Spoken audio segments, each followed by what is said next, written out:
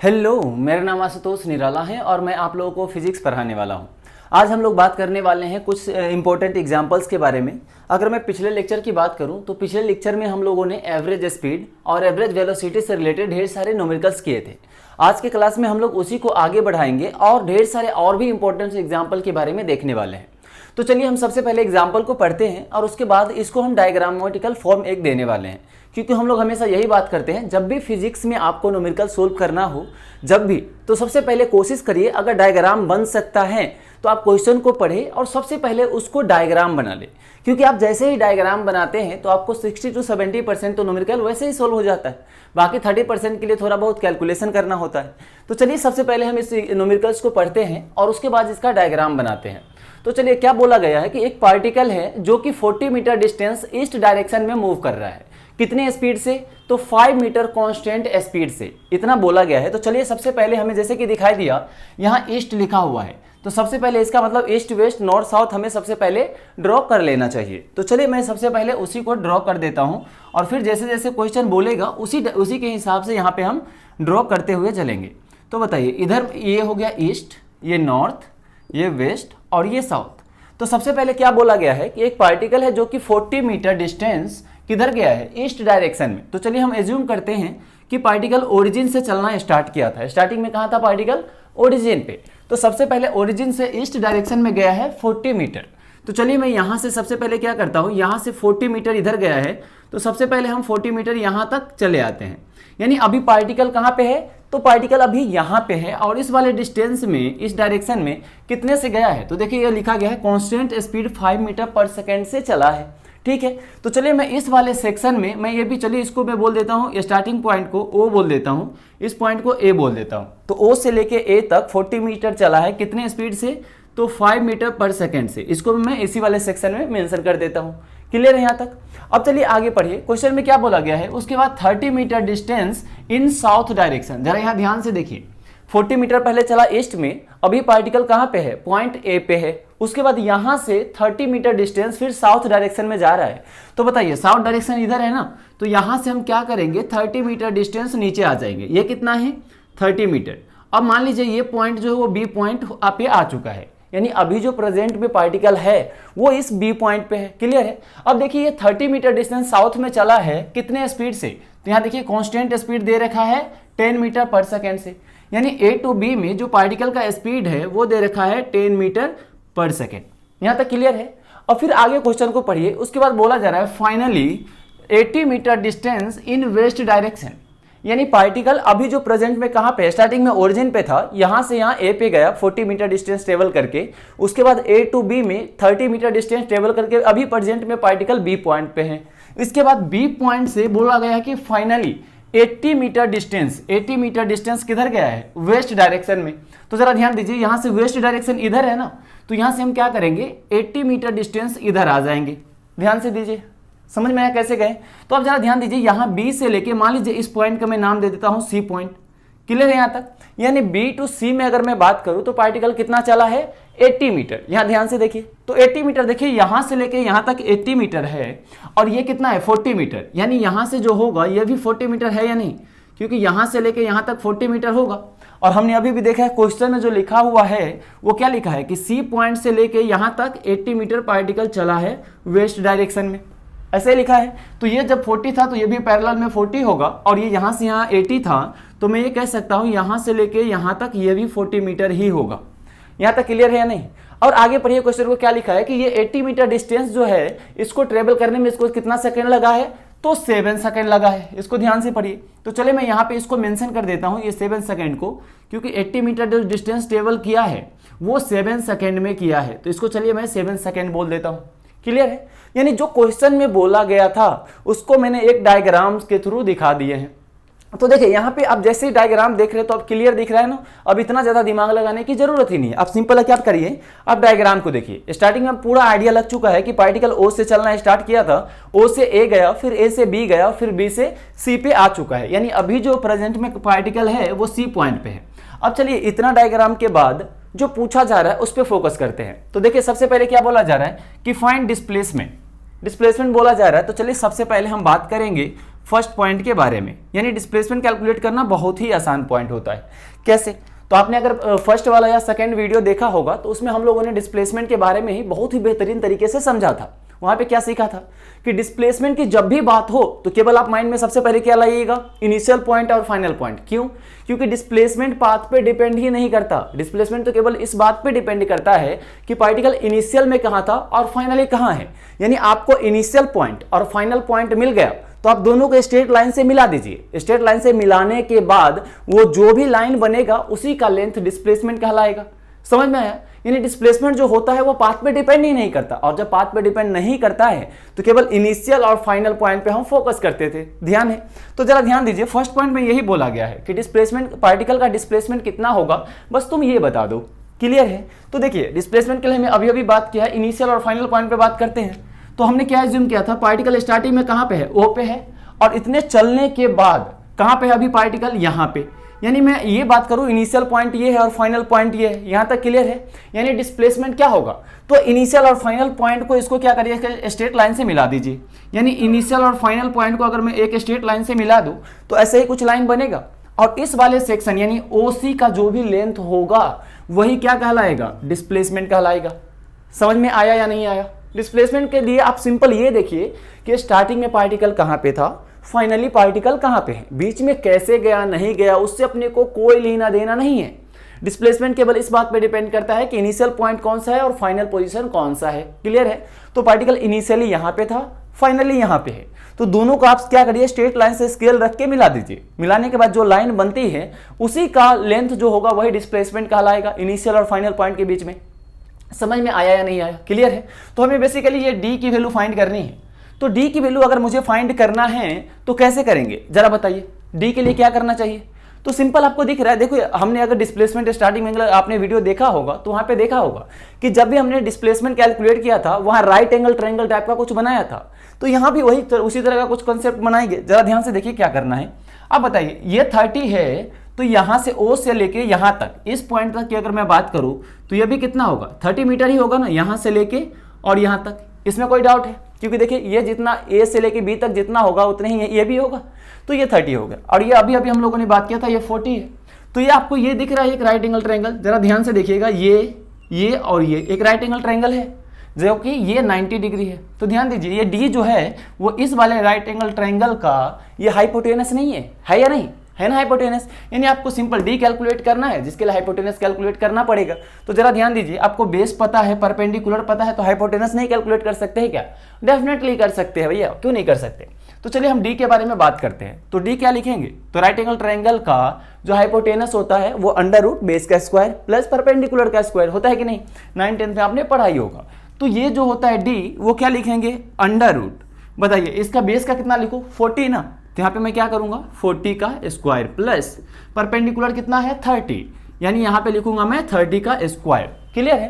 तो जरा ध्यान दीजिए, जरा इसको स्क्वायर कीजिए, बहुत ही बेहतरीन और अच्छा खासा यहाँ पे रूट बनने वाला है। तो 40 का कितना हो जाएगा 1600 प्लस 30 का 900, यानी जब इसको आप सोल्व करेंगे तो अंडर रूट कितना बन गया, डी इज इक्वल्स टू 2500, और 2500 बहुत ही बेहतरीन होता है रूट, कितना होता है 14 मीटर के आसपास होता है, यानी आसपास क्या एग्जैक्टली होता है। तो यहां से डिस्प्लेसमेंट किसके इक्वल आ गया, 50 मीटर के इक्वल आ गया। क्लियर है? यानी डिस्प्लेसमेंट का आंसर मिल चुका है कि 50 मीटर होगा। यहां तक कोई डाउट है? तो सबसे पहले हमने क्या किया, डायग्राम बनाया। उसके बाद डिस्प्लेसमेंट जैसे ही सुना तो सबसे पहले माइंड में यही आया, अच्छा ये तो वही है जिसके लिए हम इनिशियल और फाइनल पॉइंट पे फोकस करते हैं। तो हमने इनिशियल फाइनल पे फोकस किया और दोनों को मिला दिया, तो ये बना ये लाइन जिसका लेंथ हमने डी एज्यूम किया, यही हमने डिस्प्लेसमेंट बोला है क्योंकि यही डिस्प्लेसमेंट होगा। क्लियर है? इनिशियल और फाइनल पॉइंट के बीच का शॉर्टेस्ट डिस्टेंस। यहां तक कोई डाउट है? तो देखिए आप डिस्प्लेसमेंट आ चुका है, ये तो आसान है। अब चलिए आगे बढ़ते हैं। अब सेकंड पॉइंट की तरफ अगर हम बढ़ेंगे तो सेकंड पॉइंट में क्या बोला गया है, जरा ध्यान से पढ़िएगा। और कुछ अगर पिछले वीडियो आपने देखा होगा तो पढ़ते ही आपके माइंड में कुछ ना कुछ जरूर जलेगा। देखिए बत्ती जल रही है कि नहीं, जरा पढ़िए इसको। क्या लिखा हुआ है, एवरेज वेलोसिटी। अब जैसे ही एवरेज सुनाई दिया, हम लोगों ने क्या बात किया पिछले वीडियो में, बहुत बार इसको हमने जिक्र किया कि जब भी एवरेज की बात हो, भले ही स्पीड हो या फिर वेलोसिटी हो, दोनों में से कोई सा भी हो, जैसे ही एवरेज सुनेंगे सबसे पहले माइंड में क्या आना चाहिए, उससे रिलेटेड फॉर्मूला। तो यहां सबसे पहले देखिए यहां पे क्या लिखा है, एवरेज वेलोसिटी। और एवरेज वेलोसिटी होता क्या है, एवरेज वेलोसिटी क्या होता है, जरा रिकॉल करिए, बताइए भाई क्या होता है। एवरेज वेलोसिटी होता है total displacement upon total time. Clear है? तो जरा ध्यान दीजिए, अगर मैं टोटल डिस्प्लेसमेंट की बात करूं तो टोटल डिस्प्लेसमेंट तो यही 50 मीटर हुआ कि पार्टिकल यहां से यहां गया, फिर यहां गया, फिर यहां से सी पॉइंट पे आ गया। बताओ डिस्प्लेसमेंट कितना होगा? तो यही तो होगा ना डिस्प्लेसमेंट, इनिशियल और फाइनल पॉइंट के बीच का लेंथ। क्लियर है यहां तक? तो डिस्प्लेसमेंट तो हमें पता है, बस हमें क्या कैलकुलेट करना है। तो चलिए मैं लगे हाथ इसकी वेलोसिटी को लिख देता हूं। एवरेज को हम लोगों ने कुछ ऐसा दिखाया था या नहीं दिखाया था? ऐसे ही दिखाया था ना। तो average velocity is equals to, क्या फॉर्मूला था? Total displacement. याद है या भूल गए? देखिए ये फॉर्मूला सब तो आपको याद रखना ही है, क्योंकि इससे रिलेटेड जब भी क्वेश्चन आएगा आपको फॉर्मूला ही लगाना है। तो ये total displacement upon total time. Clear है? अब देखिए, अब टोटल टाइम कैसे कैलकुलेट करिएगा बताइए? तो टोटल डिस्प्लेसमेंट तो 50 मीटर आ चुका है, अगर मुझे एवरेज वेलोसिटी चाहिए तो मुझे टोटल टाइम कैलकुलेट करना पड़ेगा। तो टोटल टाइम का क्या मतलब है? इसका मतलब ये है कि पार्टिकल जब ए से बी गया होगा, फिर ओ से ए गया होगा, फिर ए से बी गया होगा और फिर बी से सी गया होगा, तो ओ से ऐसे घूम करके सी तक पहुंचने में कितना टोटल टाइम लिया, वही टाइम आएगा ना यहाँ पे। क्लियर है? अब चलिए यहाँ ध्यान से देखिए, यहाँ टोटल टाइम कैलकुलेट करना आसान है। कैसे? जरा ध्यान दीजिए, आपको बी से लेके सी तक तो दे ही रखा है, कितना सेकंड लगा? 7 सेकंड। क्लियर है? बस आपको कितना कहां से कहां कैलकुलेट करना है कि ओ से लेके ई तक कितना टाइम लगेगा और फिर ए से लेके बी तक कितना टाइम लगेगा, फिर आसानी से अपन कैलकुलेट कर सकते हैं। तो चलिए सबसे पहले हम उसी पे फोकस करेंगे। जरा ध्यान दीजिए, अगर मैं बात करूं ओ से लेके ए तक पार्टिकल का टाइम कितना लगा होगा, तो देखिए मैं इसको बोल देता हूं टी ओ से लेके ए तक, टी ओ ए। यहां तक समझ में आया? और टाइम क्या होता है? अरे बचपन वाला चीज याद करिए, टाइम क्या होता है? Distance upon speed. अब जरा ध्यान दीजिए, ओ से लेके ए तक डिस्टेंस कितना है? 40 मीटर। स्पीड कितना है पार्टिकल का? 5 मीटर। तो आप टाइम ओ से लेके ए तक नहीं कैलकुलेट कर सकते हैं क्या? डेफिनेटली कर सकते हैं। जरा ध्यान दीजिए, यहाँ डिस्टेंस अपॉन स्पीड करेंगे, टाइम इज इक्वल्स टू, तो यहाँ देखिए डिस्टेंस कितना है 40 और स्पीड कितना है 5, यानी इस दोनों को जब कैंसिल करेंगे तो ये आ जाएगा 8 सेकेंड। तो देखिए ओ से लेके ए तक का भी टाइम हमें मिल चुका है, यहां तक कोई डाउट है? उसी तरह सेम आप ए से बी तक भी कैलकुलेट कर सकते हैं। जरा ध्यान दीजिए, मैं टाइम कैलकुलेट करूंगा ए से लेके बी तक, बताइए क्या होगा?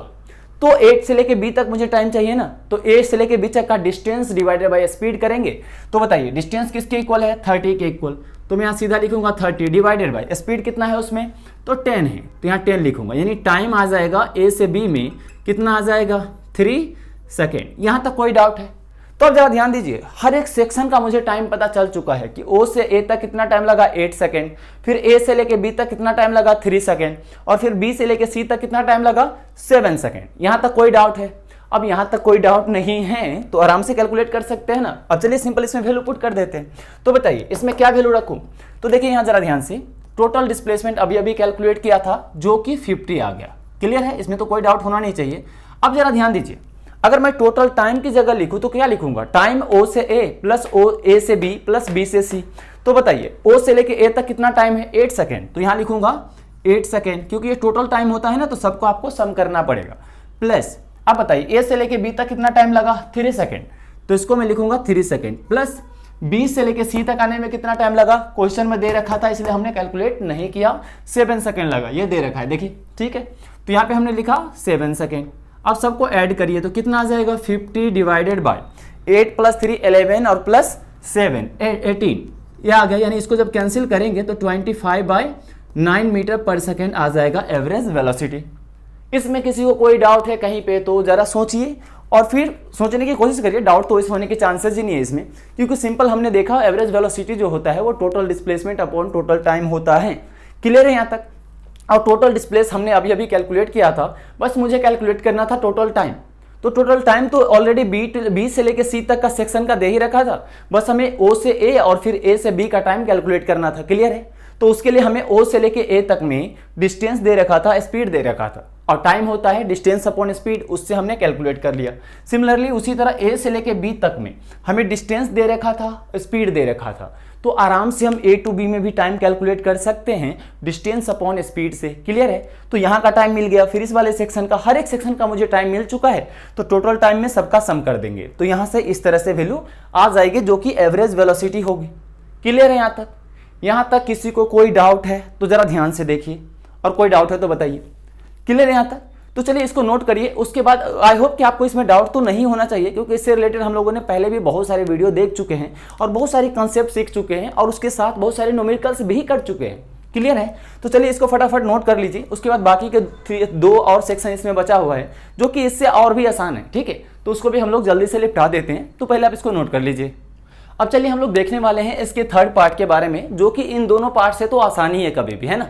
तो चलिए हम सबसे पहले इसके थर्ड पार्ट के बारे में ही बात करेंगे। इसमें क्या बोला गया है कि टोटल डिस्टेंस कितना पार्टिकल ट्रेवल करेगा O से A से B और B से C जाने तक में। ये चीज समझ में आया? तो डिस्टेंस क्या होता है? अगर डिस्टेंस की अगर मैं कॉन्सेप्ट की बात करूं तो डिस्टेंस में हम लोगों ने क्या सीखा था कि डिस्टेंस जो होता है वो पाथ पे डिपेंड करता है। यानी क्या, इसके डिस्टेंस कैलकुलेट करते टाइम जो हमारा सबसे ज्यादा फोकस रहता था वो किस पे रहता था कि पार्टिकल एक्चुअल में किस पाथ से मूव कर रहा है। ये चीज समझ में आ रहा है? वहीं अगर मैं डिस्प्लेसमेंट की बात करूं तो डिस्प्लेसमेंट में हमारा सबसे ज्यादा फोकस किस पे रहता है? एक तो इनिशियल पॉइंट पे और एक दूसरा फाइनल पॉइंट पे। यहां तक क्लियर है? उसी तरह डिस्टेंस में हम लोगों ने बहुत ही बेहतरीन तरीके से सीखा है कि जब भी डिस्टेंस की बात होगी तो हमें वो पाथ देखना पड़ता है जिस पाथ से पार्टिकल एक्चुअल मूव करता है, और जिस भी पार्टिकल जिस भी पाथ से मूव कर रहा होगा उस पार्टिकल के पीछे लग जाएंगे। ठीक है, उसका पूंछ पकड़ लेंगे और वो जैसे जैसे जिस भी पाथ से जाएगा उसका लेंथ हम मेजर करते चले जाएंगे, और जो भी लास्ट में मेजर हो जाएगा वही डिस्टेंस के इक्वल होगा।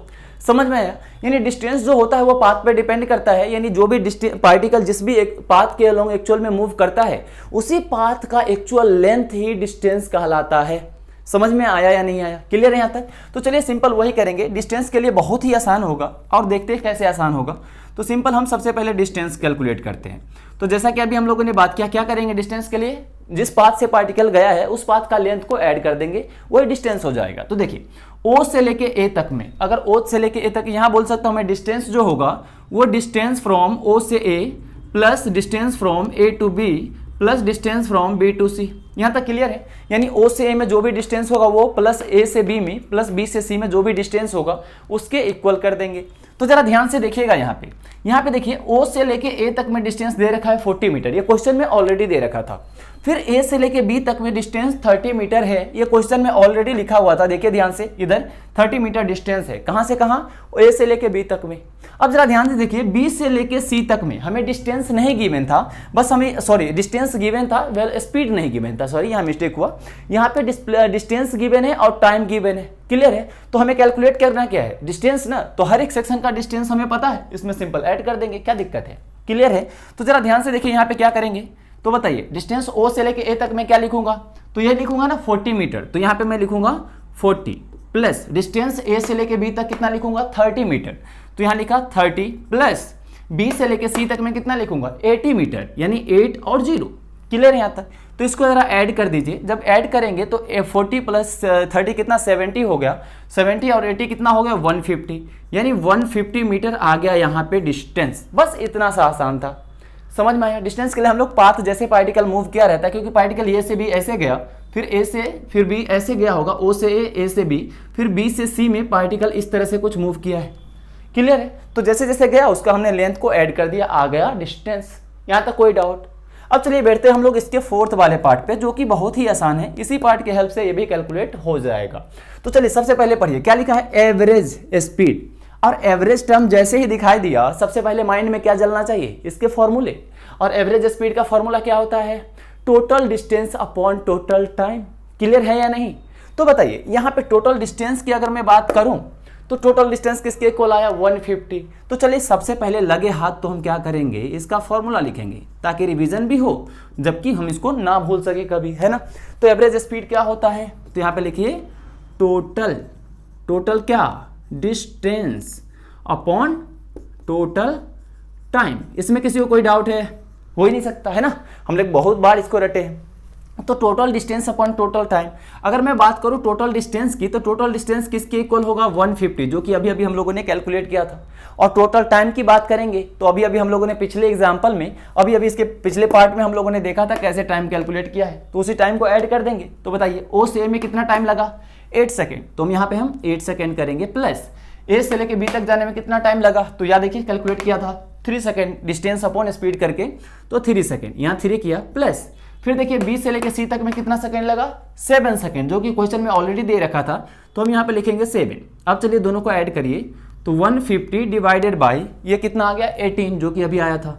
18। अब दोनों को जरा डिवाइड करेंगे तो कितना बन जाएगा, देखिए 3 से कैंसिल होगा, 50 ऊपर और 6 नीचे, और नीचे 25 और नीचे आ जाएगा कितना 3, यानी 25/3 मीटर पर सेकेंड। ये कैसे कैंसिल किया, किसी को कोई डाउट है क्या इसमें, क्लियर है? तो इसको आप कैंसिल कर लीजिएगा। देखिए दो अगर 3 से ऊपर काटेंगे तो 50 होगा और नीचे 6 हो जाएगा, नहीं हो जाएगा। फिर नीचे 6 बना, 2 से ऊपर नीचे फिर से कैंसिल कर दीजिए तो 50 से जो कि 25 से कैंसिल होगा और 6 3 से कैंसिल हो जाएगा, क्लियर है? यानी इस दोनों को जब आप कैंसिल करेंगे तो यहाँ से आ जाएगा 25/3 मीटर पर सेकेंड। ये आ गया क्या, एवरेज स्पीड, जो कि मुझे कैलकुलेट करना था। और यहाँ होता है इस क्वेश्चन का खात्मा। समझ में आया? अब देखिए कितना आसान सा क्वेश्चन था, लैंग्वेज लिखा हुआ तो बहुत लंबा चौड़ा था, लेकिन हमने क्या किया, सबसे पहले कोशिश किया कि लैंग्वेज पढ़ के क्या डायग्राम बना सकते हैं। तो मुझे लगा हाँ भाई ये तो इजी तरीके से बन सकता है, जो कि बन भी गए। तो एक बार जैसे ही डायग्राम बना उसके बाद तो क्वेश्चन में कुछ जान ही नहीं है ना? तो आपने देखा होगा जैसे ही हमने डायग्राम बनाया उसके बाद तो 70% तो ऐसे ही क्वेश्चन सोल्व हो चुका था कि नहीं?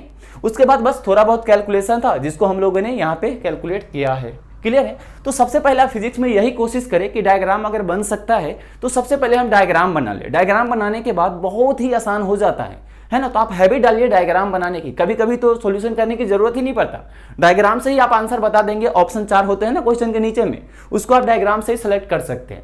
तो ये बहुत ही एडवांटेज हो जाता है ना, इसीलिए आप हमेशा कोशिश करिए डायग्राम बनाने की, ठीक है? तो चलिए इसमें बात करें, अगर कोई डाउट है तो बोलिए। कोई डाउट है? नहीं होने तो नहीं चाहिए, वैसे हम लोगों ने इसको बहुत ही बार और बहुत बेहतरीन तरीके से डिस्कस किया हुआ है, तो आप इसको पहले नोट कर लीजिए। अब हम लोग बढ़ते हैं बहुत ही ज़्यादा इंपॉर्टेंट एग्जाम्पल की तरफ, है ना?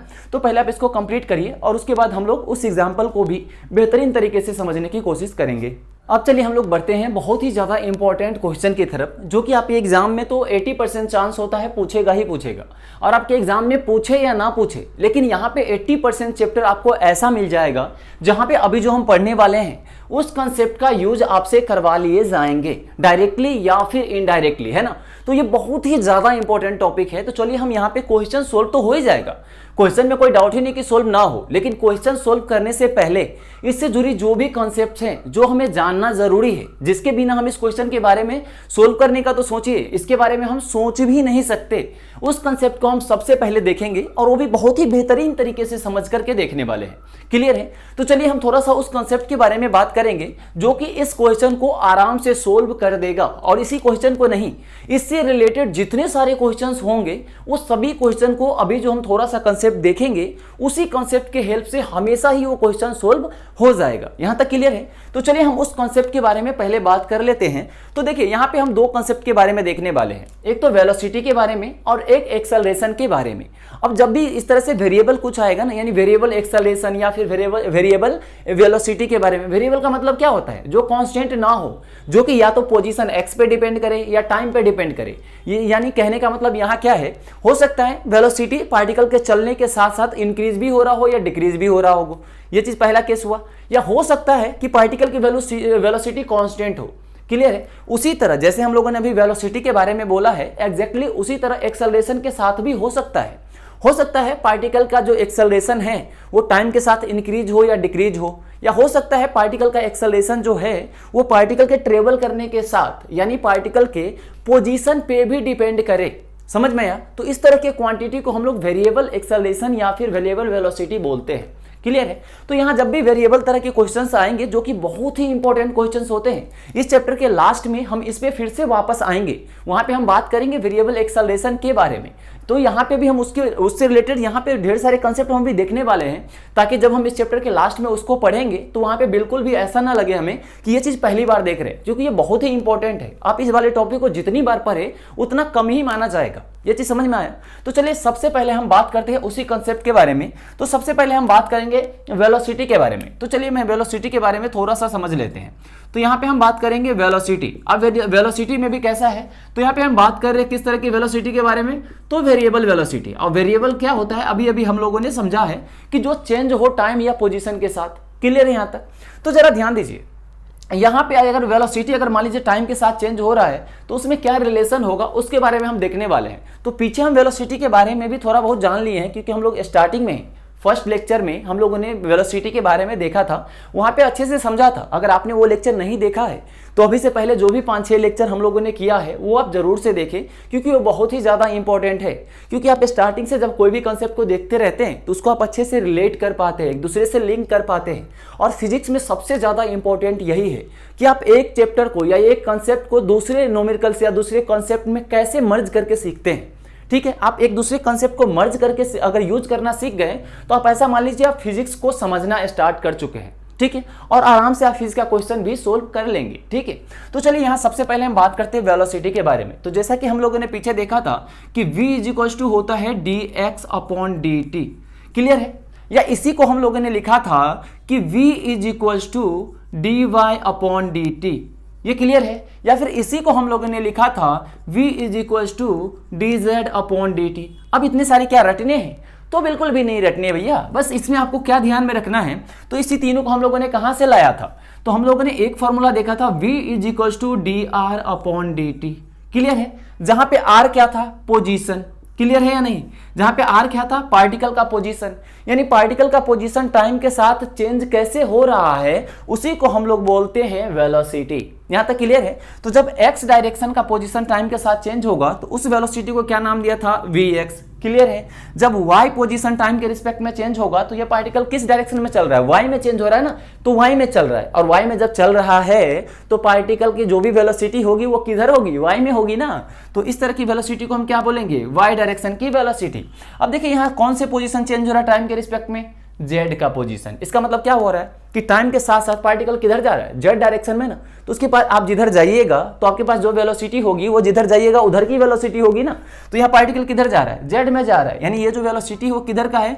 z डायरेक्शन का। क्लियर है? तो जो जनरल फॉर्मूला था v is to D R upon D T, जहां पे r क्या था? पोजीशन। r को जरा ध्यान दीजिएगा, r क्या है? Position of particle. Position of particle. ये क्लियर हुआ? यानी किसी टाइम पे पार्टिकल का पोजीशन क्या है? वही है r। और t का मतलब तो टाइम समझ ही रहे। यानी जब पार्टिकल की पोजीशन को टाइम के रिस्पेक्ट में डिफरेंशिएट करेंगे तब हम उस तरह की जो भी आएगी उसको हम लोग बोलेंगे वेलोसिटी है पार्टिकल की। समझ में आया या नहीं आया? समझ में आया? तो आप यहाँ पे देख सकते हैं ये पोजीशन जो है पार्टिकल का, यहाँ लिखा है ना कि position of particle is given by, यानी x क्या है? पोजीशन है ना। अब ये x है ना, तो किस डायरेक्शन का दे रखा है आपको? x डायरेक्शन का। यानी इसको हम डिफरेंशिएट करेंगे टाइम के रिस्पेक्ट में तो कौन सी वेलोसिटी मिलेगा? x डायरेक्शन की वेलोसिटी मिलेगा। यहाँ तक समझ में आया या नहीं आया ना?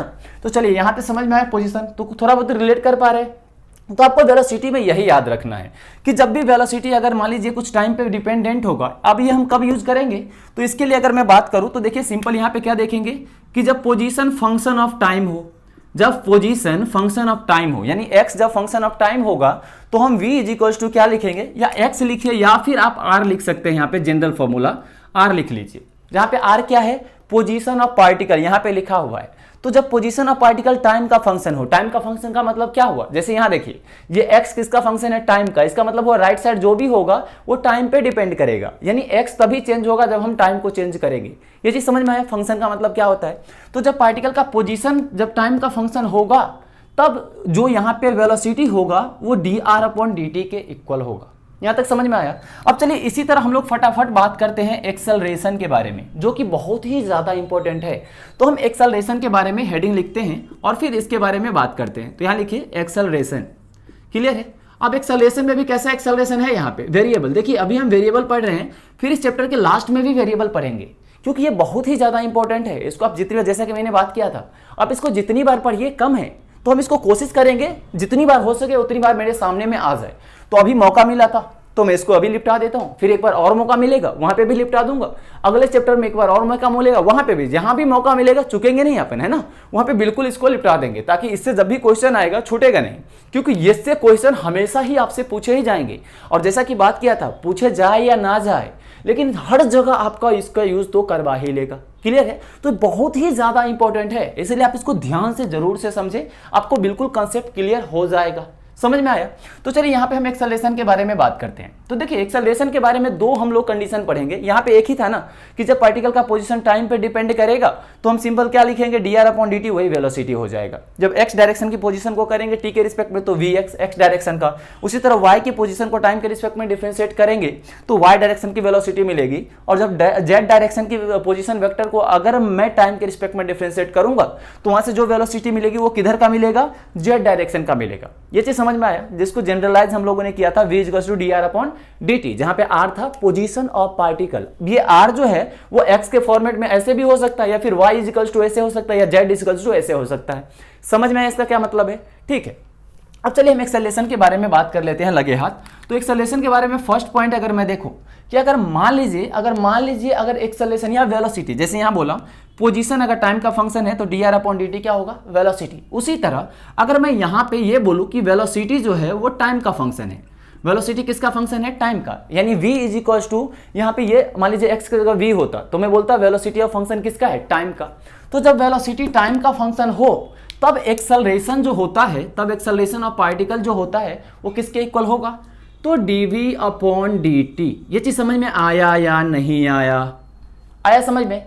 तो इस तरह से इसको आपको पता होना चाहिए कि जब वेलोसिटी टाइम का फंक्शन होता है तो एक्सेलरेशन dv/dt होता है। अब ये जनरल है। इसी तरह एग्जैक्टली यहाँ पे v का मतलब क्या है, वेलोसिटी ऑफ पार्टिकल। लिख लीजिए आप तो, है ना, ताकि बिल्कुल इसमें डाउट होना ही नहीं चाहिए, बिल्कुल भी नहीं। वेलोसिटी ऑफ पार्टिकल आप यहाँ पे बिल्कुल मेंशन करिए इसको, ठीक है। v का मतलब वेलोसिटी ऑफ पार्टिकल। अब देखिए जरा ध्यान से, अगर मैं देखूं कि पार्टिकल जब x में चलेगा तो उसके पास जो भी एक्सेलरेशन होगा x डायरेक्शन का उसको बोलूंगा x डायरेक्शन का एक्सेलरेशन, उसी तरह y डायरेक्शन का, उसी तरह z डायरेक्शन का, जैसे कि मैंने वेलोसिटी के बारे में देखा था। समझ में आया? तो यहाँ पे भी मैं बात कर सकता हूँ ना, बिल्कुल कर सकता हूँ, क्यों नहीं करेंगे। तो यहाँ पे मैं बात करूंगा x डायरेक्शन के एक्सेलरेशन को मैं क्या बोलूंगा, तो वेलोसिटी इन x डायरेक्शन, इसको डिफरेंशिएट करूंगा टाइम के रिस्पेक्ट में। क्लियर हुआ? अगर मुझे y डायरेक्शन का एक्सेलरेशन चाहिए होगा तो मैं क्या करूंगा, y डायरेक्शन की वेलोसिटी को टाइम के रिस्पेक्ट में डिफरेंशिएट कर दूंगा। कोई दिक्कत है? इसी तरह अगर मुझे z डायरेक्शन की एक्सेलरेशन चाहिए होगा, एक्सेलरेशन है ये, तो मैं क्या करूंगा, z डायरेक्शन की वेलोसिटी को टाइम के रिस्पेक्ट में डिफरेंशिएट कर दूंगा। यहां तक किसी को कोई डाउट है? तो यहां बस आप तो ये मैंने समझाने के लिए लिखा है, जब आगे पढ़ेंगे तो वहां इसका मतलब अच्छे से और समझ में आएगा। बस थोड़ा सा आपके माइंड में रहे कहीं ना कहीं, इसलिए मैंने यहां पे इतना डिटेल में लिख दिया है। क्लियर है? तो बस आप अभी तो ये याद रखें कि पोजीशन टाइम का फंक्शन है, dr/dt होगा वेलोसिटी। क्लियर? जब वेलोसिटी टाइम का फंक्शन होगा तो dv/dt एक्सेलरेशन होगा। इतने से अपने काम हो जाएगा।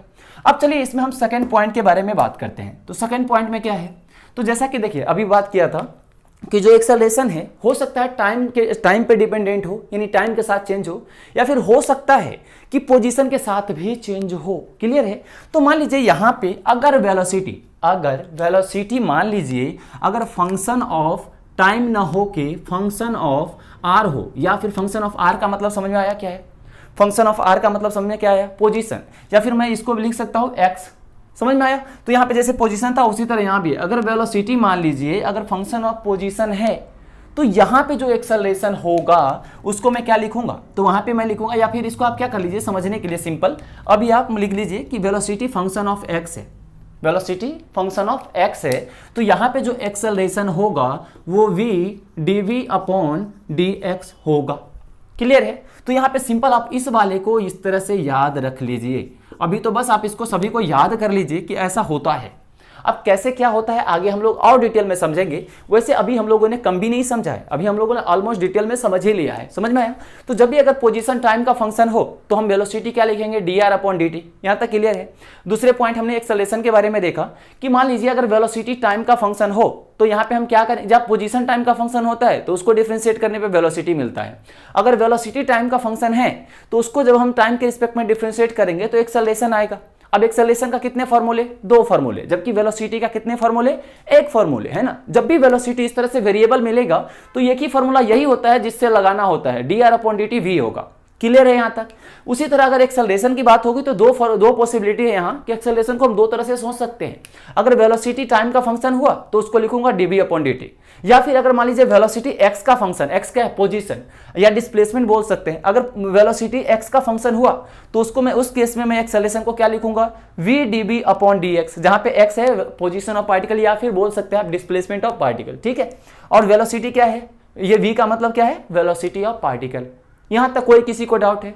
तो आप इसको ध्यान से आप रख लीजिए 3 लाइन में कि जब पोजीशन टाइम का फंक्शन हो dr/dt वेलोसिटी, जब अगर वेलोसिटी टाइम का फंक्शन हो तो dv/dt आता है एक्सेलरेशन, और एक्सेलरेशन के 2 फॉर्मूले। तो दूसरे, जब वेलोसिटी x का फंक्शन हो तो यहाँ एक्सेलरेशन होता है v dv/dx। यहां तक कोई किसी को डाउट है? तो सबसे पहले तो आप इसको नोट करिए। इसको अगर आप समझ जाते हैं, उसके बाद एक कैसा भी क्वेश्चन आ जाए तो बहुत ही आसान है, इससे कितना भी घुमाया हो क्वेश्चन कहीं आपके सामने आ जाए, आप यूं चुटकी बजाते ही इसको सोल्व कर देंगे। समझ में आया? तो सबसे पहले आप इसको तो नोट कर लीजिए अच्छे से, उसके बाद हम लोग क्वेश्चन की तरफ बढ़ते हैं। अब चलिए हम लोग बढ़ते हैं इसके सॉल्यूशन की तरफ, है ना। तो यहाँ सबसे पहले आप एक बार क्वेश्चन को रीड कर लीजिए। यहाँ क्या लिखा है, position of particle is given by, यानी जो पार्टिकल है एक्स है वो क्या है, पार्टिकल का पोजीशन है। तो सबसे पहले जो दिया है ना उसको आप अच्छे से एक बार लिख ले, ताकि अच्छे से आप आगे सोल्व कर पाए। तो एक्स इक्वल्स टू क्या दे रखा है, 3t² + 4t + 5। ये समझ में आया? यानी x जो है पार्टिकल का पोजीशन है, जो कि इस तरह से कुछ दे रखा है। अब जरा ध्यान से देखिए, आगे क्वेश्चन को पहले पढ़िए। लिखा x इन मीटर और t इन सेकेंड, जो कि इसका SI यूनिट होता है। क्लियर है? आगे पढ़िए। फाइंड क्या करना है, velocity of particle eight t = 5 second, यानी 5 सेकेंड पे पार्टिकल का वेलोसिटी कितनी होगी ये हमें कैलकुलेट करना है। तो यहाँ देखिए, टाइम बढ़ाने से पोजीशन ये चेंज हो रही है ना, यानी आप टाइम को यहाँ पे चेंज करेंगे तो x भी चेंज हो रही है। अभी हम लोगों ने देखा है कि जब x अगर, यानी पार्टिकल का पोजीशन अगर टाइम पे डिपेंडेंट हो, अभी देखा है ना, याद करिए अभी क्या देखा था कि जब पार्टिकल का पोजीशन अगर फंक्शन ऑफ टाइम हो, ये चीज समझ में आया?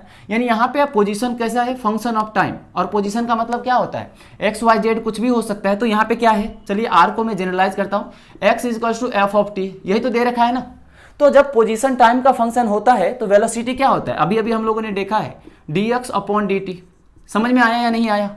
यही तो एक फॉर्मूला है इतने बड़े दुनिया में वेलोसिटी का, अभी कैलकुलेट करने का। अभी जो हम लोगों ने सीखा उससे, है ना, कि वेलोसिटी क्या होगा, जब पोजीशन टाइम का फंक्शन होगा तो dr/dt क्या होगा, वहां पे वेलोसिटी आ जाएगा। तो यहाँ x जो है वो पार्टिकल का पोजीशन है, और जो कि किस पे डिपेंड कर रहा है, किसका फंक्शन है, टाइम का। यानी यहाँ वेलोसिटी मुझे कैलकुलेट करना है कितने पे, t = 5 पे।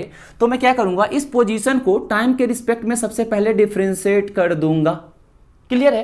क्योंकि पोजीशन अगर टाइम के फंक्शन में हो तो उसको डिफरेंशिएशन अगर टाइम से करते हैं तो वेलोसिटी मिलता है, क्योंकि v होता है dr, ये यहाँ पे dx/dt या dr/dt जो भी बोलिए। क्लियर है यहाँ तक? तो चलिए मैं सबसे पहले इसको डिफरेंशिएट करूंगा। अब देखिए, अब दिक्कत जब भी होगी यहाँ पे, आपको यहाँ ये सबको पता होता है, ये सबको पता होता है कि v जो है वो dx/dt ही होगा, एक्सेलरेशन या dv/dt या फिर v dv/dx ही होता है, सबको पता होता है। लेकिन उसके आगे क्या करना है ये पता नहीं होता। तो देखिए दिक्कत क्या होती है कि हम लोग को इंटीग्रेशन डिफरेंशिएशन नहीं आता है, जो कि बेसिक मैथमेटिक्स में, यानी मैथमेटिकल टूल्स के नाम से फिजिक्स में सबसे पहले पढ़ाया जाता है ना, उसमें हम लोग पढ़ते हैं अच्छे तरीके से। क्लियर है यहाँ तक? तो वहाँ पे अगर आपने अच्छे से नहीं पढ़ा होगा तो हो सकता है यहाँ थोड़ा बहुत आपको डिफरेंशिएशन में दिक्कत हो, लेकिन कोई बात नहीं, आपने नहीं पढ़ा है अभी पढ़ लेते हैं ना, कोई दिक्कत नहीं, बहुत ही आसान है। ठीक है? लेकिन जिसने पहले पढ़ा होगा उसके लिए कुछ भी नहीं है। तो ये सबको पता होता है कि वेलोसिटी dx/dt ही होगा, लेकिन ज़्यादातर दिक्कत होती है डिफरेंशिएशन में। क्लियर है? तो आप डिफरेंशिएशन को अच्छे से जरूर से सीख ले, क्योंकि हो सकता है कि क्वेश्चन तो ऐसे ही हो लेकिन यहाँ पे फंक्शन को अच्छा खासा दे देगा तो आपको डिफरेंशिएशन करने में प्रॉब्लम आ सकती है। यहाँ तक क्लियर है? तो चलिए सबसे पहले तो अपन इसको डिफरेंशिएट करेंगे बिना कुछ सोचे। तो देखिए d/dt तो लिखेंगे ही लिखेंगे, और ये x है ना, तो x की जगह क्या लिखा हुआ है, 3t²। तो यहाँ पे लिखिए 3t² + 4t + 5। क्लियर है? अब चलिए इसको सिंपल हम डिफरेंशिएट करेंगे, ये हमें वेलोसिटी मिल जाएगा। तो देखिए 3t² है, 3 क्या है, कांस्टेंट। तो कांस्टेंट क्या होता है, डिफरेंशिएशन हो या इंटीग्रेशन, आप बाहर लिख दीजिए। तो यहाँ 3 को बाहर लिख सकते हैं या नहीं लिख सकते, या फिर अगर दिक्कत होता है सबको सेपरेट कर लीजिए। तो 3 तो एज इट इज रहेगा, तो 3 के एज इट इज ऐसे के ऐसे रहा। अब बताइए t² का डिफरेंशिएशन क्या होगा, तो पहले पावर का होगा तो 2 नीचे आएगा, फिर उसमें से माइनस हो जाएगा, यानी 2 × t⁻2 - 1। आपने सीखा होगा ना स्टार्टिंग में कि x के पावर n का डिफरेंशिएशन क्या होगा, याद आ रहा है या नहीं, d ये इस तरह से। तो इसका क्या करते हैं, n पावर नीचे आ जाता है, यानी n × फिर पावर में से -1 कर देते हैं, ये होता है डिफरेंशिएशन। क्लियर है यहाँ तक? तो वही चीज किया है, 3 कांस्टेंट था, कांस्टेंट बाहर वैसे के वैसे रहता है, कांस्टेंट चेंज नहीं रहता अगर कांस्टेंट के साथ वेरिएबल है तो। यहाँ तक क्लियर है? तो हमने 3 को ऐसे कैसे रखा, t² का इस फॉर्मूले से देखिए पावर को हमने नीचे किया, फिर t में से पावर में से -1 किया, इसका हो चुका है, फिर प्लस है तो हमने प्लस लिखा। 4 देखिए इसके साथ वेरिएबल है, तो क्या करेंगे, 4 को एज इट इज रखेंगे, और t के पावर नहीं कुछ है तो 1 है, तो आप 1 को बाहर करेंगे और फिर t के पावर अगर 1 - 1 करेंगे तो 0 हो जाएगा, यानी 1 हो जाएगा। प्लस फिर है तो प्लस। अब देखिए कांस्टेंट है, कांस्टेंट का डिफरेंशिएशन 0 होता है तो हमने 0 लिखा।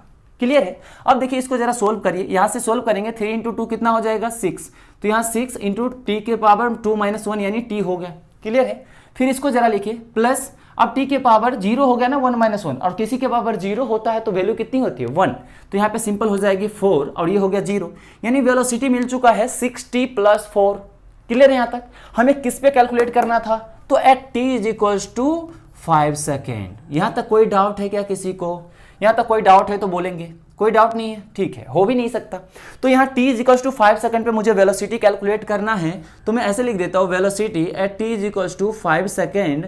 तो इसको क्या लिखूंगा, जहाँ जहाँ t है वहाँ क्या लिखेंगे 5।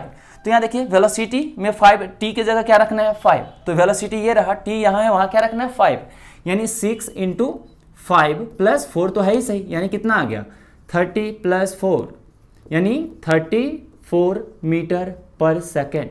इसमें किसी को कोई डाउट है तो बोलेंगे, कोई डाउट है यहाँ तक? ध्यान से एक बार देखिए, हमने यहाँ पे डिफरेंशिएशन किया, फिर t की जगह 5 रख दिया, क्योंकि हमें t = 5 पे पार्टिकल की वेलोसिटी कैलकुलेट करनी थी। तो सबसे पहले तो माइंड में ये आना चाहिए, अगर पोजीशन अगर टाइम का फंक्शन है, पोजीशन अगर टाइम का फंक्शन है, तो पार्टिकल का जो वेलोसिटी होगा वो dx या dr/dt के इक्वल होता है। अभी हम लोगों ने समझा था। क्लियर है यहाँ तक? तो आप सबसे पहले इसको नोट कर लीजिए, उसके बाद हम और भी एग्जांपल इसी से रिलेटेड देखने वाले हैं, क्योंकि ये बहुत ही ज़्यादा इंपॉर्टेंट पॉइंट होता है, जैसा कि अभी हम लोगों ने बात भी किया था। ठीक है, तो आप इसको पहले नोट करिए, फिर हम लोग इससे रिलेटेड और भी एग्जांपल ढेर सारे देखने वाले हैं। अब चलिए हम लोग बात करने वाले हैं और भी ज़्यादा इंपॉर्टेंट एग्जाम्पल के बारे में। अब देखिए इस एग्जाम्पल में केवल आपको वेलोसिटी ही नहीं कैलकुलेट करना है, इस एग्जाम्पल को सोल्व करने के लिए आपको डिफरेंशिएशन का भी जो इंपॉर्टेंट यानी सबसे ज्यादा इंपॉर्टेंट पॉइंट होता है डिफरेंशिएशन में, उसको आपको यूज करना पड़ेगा इस वाले एग्जाम्पल को सोल्व करने के लिए। समझ में आया? तो चलिए हम इसमें आप क्वेश्चन को डायरेक्ट सोल्व करते हैं और साथ में वो जो डिफरेंशिएशन का इंपॉर्टेंट रूल है उसको भी साथ में हम लोग डिस्कस करते हुए चलेंगे, ताकि आपका साथ में डिफरेंशिएशन का भी जो भी पुराने पाप रह गए हो वो क्लियर हो जाए। समझ में आया?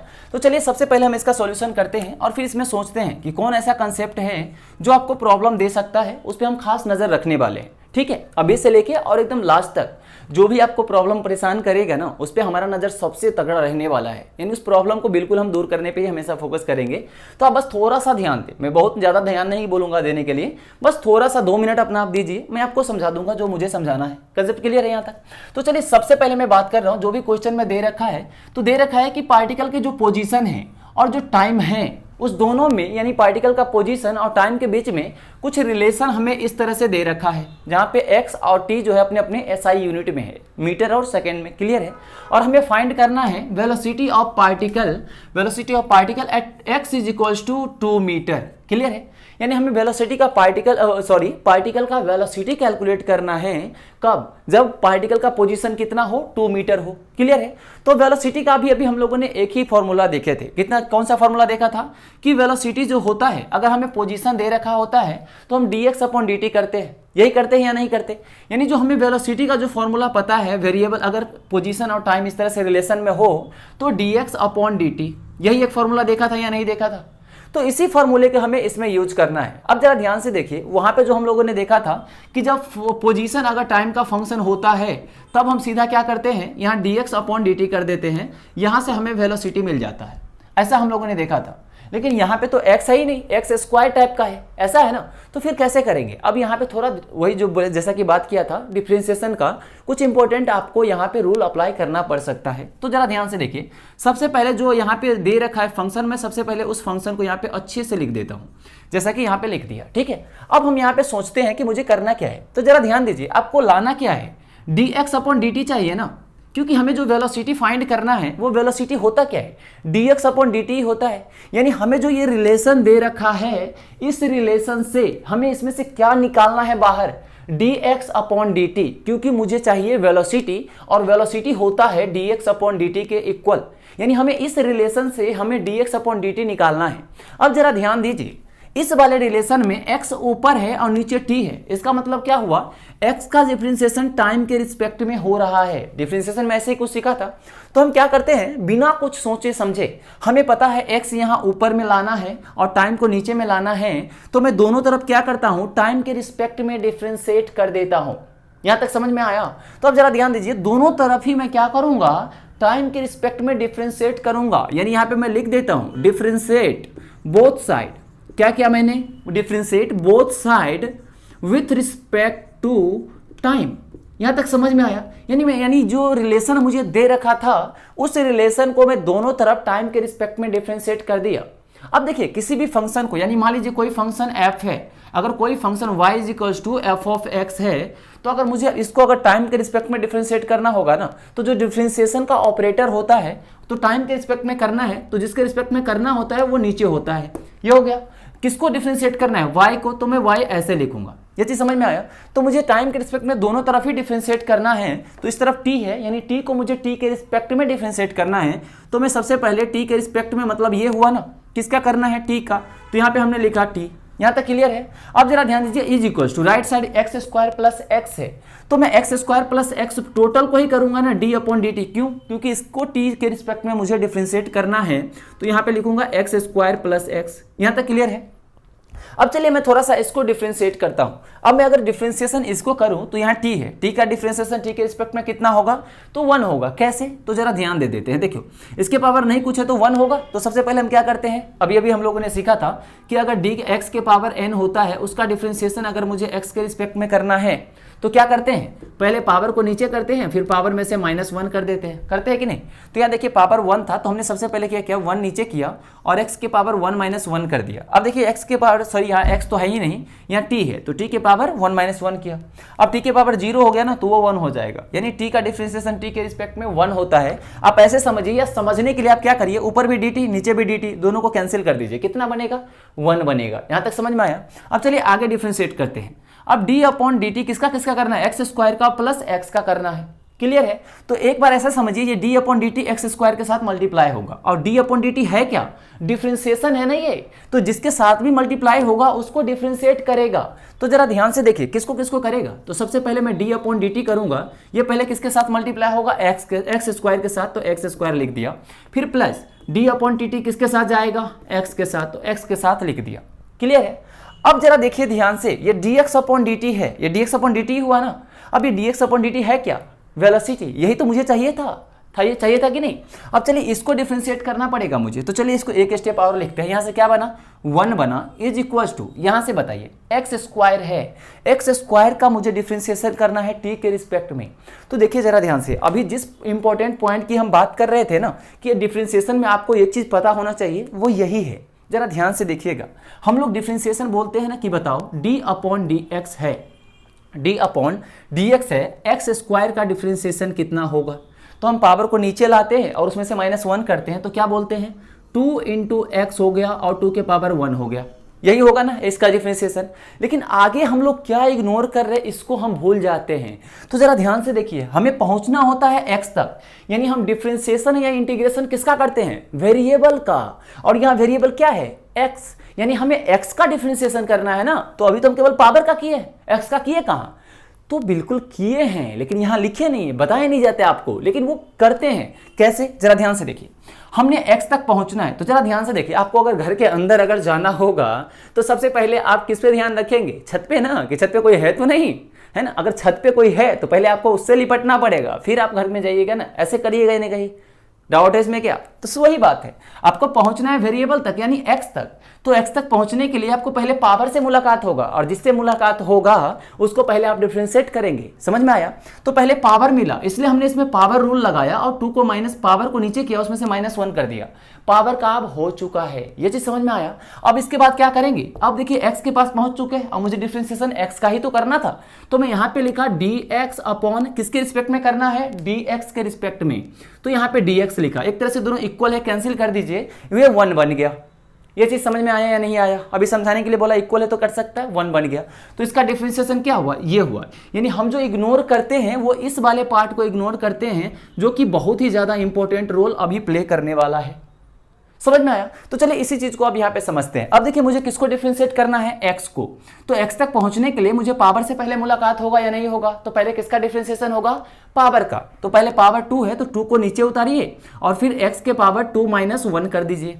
समझ में आया? अब पावर का हो चुका है, अब किसके पास आप पहुंचेंगे? x के पास। और जैसे ही x के पास पहुंचे अब इसका डिफरेंशिएशन करेंगे ना। अब बताइए किसके रिस्पेक्ट में डिफरेंशिएशन कर रहे हैं? टी के रिस्पेक्ट में, यहां किसके रिस्पेक्ट में कर रहे थे, एक्स के रिस्पेक्ट में। तो यहां बताइए अब एक्स को आप डिफरेंशिएट कर रहे टी के रिस्पेक्ट में, तो आप क्या लिखेंगे, dx अपॉन dt ही लिखेंगे या नहीं लिखेंगे। अब बताइए यहाँ dx ऊपर dx नीचे dt, ये दोनों कैंसिल होगा क्या कभी, यहाँ बताइए ऊपर dx नीचे dx कैंसिल हो गया था, इसलिए हमने उसको लिखा ही नहीं, कोई फर्क नहीं पड़ा। लेकिन अगर आप इसको नहीं लिखेंगे तो फर्क पड़ेगा या नहीं पड़ेगा, बहुत ही ज्यादा फर्क पड़ेगा भैया, पूरा जज्बात बदल जाएगा। यहाँ पे समझ में आया या नहीं आया।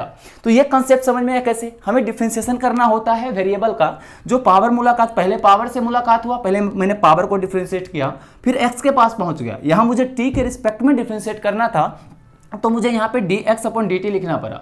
यहाँ पे x था, x के रिस्पेक्ट में डिफरेंशिएट किया था, दोनों कैंसिल हो गया था, वो 1 बन गया था, इसलिए मैं लिखूँ या ना लिखूँ कोई फर्क नहीं पड़ता, लेकिन यहाँ पे फर्क पड़ेगा। समझ में आया। तो यहाँ पे हमने dx अपॉन dt किया, क्योंकि पहले पावर का किया, फिर x का t के रिस्पेक्ट में dx अपॉन dt हो गया, फिर प्लस यहाँ dx अपॉन dt ऑलरेडी था, ये दोनों कैंसिल नहीं हो सकता, समझने के लिए मैंने बोला था आप कैंसिल करके 1 लिख सकते हैं। तो dx अपॉन dt कैंसिल नहीं हुआ। अब जरा ध्यान से देखिए, हमें फोकस किस पे करना था, dx अपॉन dt पे, क्योंकि मुझे यही तो कैलकुलेट करना है, यही तो वेलोसिटी है। समझ में आया। तो मैं dx अपॉन dt को किससे रिप्लेस कर सकता हूँ, v से, जो मुझे कैलकुलेट करना है। ठीक है ना। तो अब चलिए मैं इसकी तरफ थोड़ा थोड़ा बढ़ना स्टार्ट करता हूं। तो यहां पे मैं इसका सॉल्यूशन लिख देता हूं। बताइए लेफ्ट साइड कितना था, तो लेफ्ट साइड 1 था, तो मैंने 1 लिखा, इज इक्वल्स टू, यहां बताइए 2 इंटू एक्स के पावर 2 माइनस 1 कितना हो जाएगा, x, यानी 2 इंटू एक्स हो गया। अब dx अपॉन dt को क्या लिखेंगे, ये जो क्वांटिटी है और ये क्वांटिटी वेलोसिटी है ना, तो इसको मैं वेलोसिटी लिखूंगा, फिर प्लस dx अपॉन dt, यहाँ भी वेलोसिटी आ गया। मुझे वेलोसिटी कैलकुलेट करना था, तो मैं क्या करूंगा, यहाँ से और यहाँ से वेलोसिटी को कॉमन ले लूंगा, तो यहाँ 2x प्लस यहाँ नहीं कुछ है तो 1 होगा, 1 इंटू वी हो गया। तो यहाँ वेलोसिटी किसके इक्वल आ जाएगा, तो इसको आप नीचे डिवाइड कर दीजिए, तो 1 अपॉन 2x प्लस 1। यहाँ तक समझ में आया या नहीं आया, यहाँ तक किसी को कोई डाउट है, जरा ध्यान से देखिए। तो अब देखिए वेलोसिटी मिल चुका है, किसके फंक्शन में, x के फंक्शन में। तो अब देखिए यहाँ पे बोला गया था कि कितने पे फाइंड करना है velocity, x is equals to 2 meter पे। समझ में आया। तो यहाँ पे हम फाइंड करेंगे velocity at x is equals to 2 meter, ऐसे लिख देंगे। तो यहाँ जहाँ भी वेलोसिटी में x होगा वहाँ कितना लिखना है, 2। तो यहाँ पे लिखेंगे 1 अपॉन 2 इंटू 2 प्लस 1, यानी 1/5 मीटर पर सेकेंड, इतना होगा वेलोसिटी। समझ में आया। तो देखिए जिस वाले इंपॉर्टेंट पॉइंट की मैं बात कर रहा था कि यहाँ पे आपको डिफरेंशिएशन में आना ही चाहिए, वो ये वाला इंपॉर्टेंट पॉइंट था जो कि यहाँ पे यूज हुआ है। समझ में आया। तो यहाँ पे हम इग्नोर करते थे 1 को, क्यों, क्योंकि dx अपॉन dx 1 बनता है, कोई फर्क पड़ेगा नहीं, आप लिखिए या ना लिखिए। लेकिन यहाँ पूरा का पूरा एकदम क्वेश्चन का सब मतलब ही बदल जाएगा अगर आप इसको इग्नोर करते हैं। समझ में आया डिफरेंशिएशन का क्या इंपॉर्टेंट रोल था।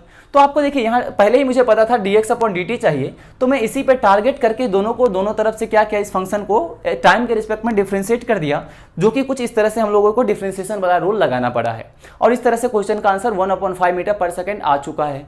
यहाँ तक कोई डाउट है। तो देखिए यहाँ तक हम लोगों ने बेसिक आइडिया तो ले लिया, वेरिएबल एक्सेलरेशन के बारे में अभी नहीं देखा है, वेलोसिटी के बारे में देखा है, लेकिन एग्जैक्टली एक्सेलरेशन के बारे में ऐसा ही होगा जिसको हम लोग इस चैप्टर के लास्ट में ढेर सारा एग्जाम्पल के साथ समझने वाले हैं। यहाँ तक समझ में आया। तो अभी हम लोगों ने जो भी समझा था बहुत ही ज्यादा इंपॉर्टेंट था, आप इस बात को समझिए। आप इसके बगैर आगे वाले चैप्टर में या फिर इसी चैप्टर के आगे आप बहुत रुकना स्टार्ट कर देंगे। इसलिए बेहतरीन यही होगा आपके लिए कि जो भी आज पढ़ाया गया है ये बहुत ही ज्यादा इंपॉर्टेंट लेक्चर था, अब इसको बहुत इंटरेस्ट के साथ सीख ले, ताकि आने वाले टॉपिक में आपको बहुत ही मजा भी आए और क्वेश्चन भी आसानी तरीके से सोल्व आए।